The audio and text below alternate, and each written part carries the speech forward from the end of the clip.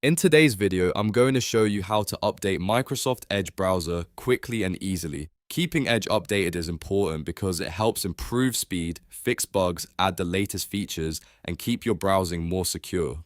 The good news is that Edge makes this process very simple, and in most cases, it can update itself in just a few clicks. If this video helps, please make sure to hit the like button and subscribe for more easy tech tutorials. Alright, let's jump right in. First, open Microsoft Edge on your computer. Once the browser is open, look to the top right corner of the window. You'll see the three-dot menu, which is also called the More menu. Click on those three dots to open the main menu. From the drop-down list, move down and select Help and Feedback. This section is where Microsoft keeps support and update options for Edge. After that, click on About Microsoft Edge. As soon as you open this page, Edge will automatically begin checking for updates. If a newer version is available, the browser will start downloading and installing it right away. You do not need to search for the update manually or download anything from another website.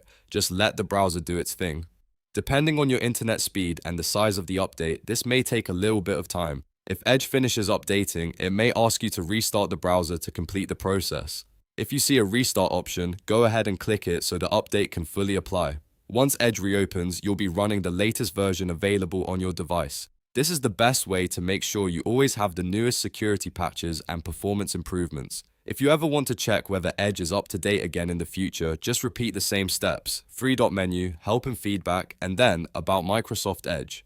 It's a simple process, but it can make a big difference in keeping your browser working smoothly. If this tutorial helped you out, please give it a thumbs up and subscribe to the channel for more step-by-step software guides. Thanks for watching, and I'll see you in the next video.